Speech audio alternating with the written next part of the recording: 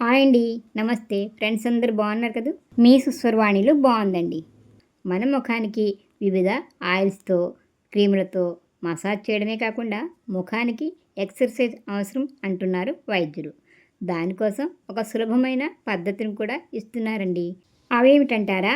మనకి చిన్నతనం నుండి తెలుగు భాషని పరిచయం చేసే ఆ నుండి బండిరా వరకు ఉన్న అక్షరాలను రోజుకి 2 సార్లు పలికితే మన ముఖ భాగానికి వ్యాయామం ఎలా అవుతుందంటే ఆ ఆ, ఈ ఈ, ఊ ఊ, అరు అరు, అలు అలు, ఏ ఏ, ఐ ఓ ఓ, ఔ అం అహ ఇలా అచ్చులను పలకడం ద్వారా ముఖమంతా కదులుతూ వ్యాయామం జరుగుతుంది.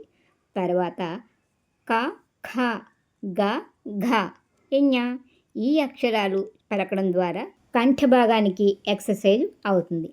చ ఛ జ ఝ ఇణి ఈ అక్షరాలు పలకడం వల్ల కంఠం పైన నాలుక మొదటి భాగానికి, తరువాత ట ఠ డ ఢ అణ ఈ అక్షరాలు పలకడం వల్ల నాలుక మధ్య భాగానికి వ్యాయామం అవుతుంది.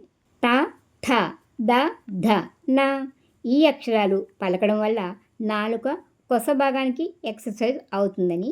ప ఫ బ భ మ ఈ అక్షరాలు వల్లించడం వల్ల లిప్స్కి, ఇక చివరగా యా రా లా వ సే ష స హ అళ అక్ష బండిర వీటిని చదవడం వల్ల నోటి భాగమంతా ఎక్సర్సైజ్ అవుతుంది. ఇలా రోజుకి 2 లేదా 3 సార్లు క్రమ పద్ధతిగా అచ్చులను, హల్లులను పలకడం వల్ల ముఖమంతా వ్యాయామం జరుగుతుందని నిపుణులు చెప్తున్నారు. ట్రై చేసి చూడండి మరి. ఇంతకీ నేను అచ్చులను, హల్లులను కరెక్ట్గానే పలికానంటారా? కామెంట్ పెట్టండి. వీడియో నచ్చితే లైక్ ఇవ్వండి. మీరిచ్చే లైక్ వల్ల వీడియో మరింత మంది చూసే అవకాశం కలుగుతుంది. మన ఛానల్ని సబ్స్క్రైబ్ చేసి పక్కనే ఉన్న బెల్ సింబల్ని క్లిక్ చేయండి. నేను ఎప్పుడు వీడియో పెట్టినా మీకు వెంటనే నోటిఫికేషన్ వస్తుంది.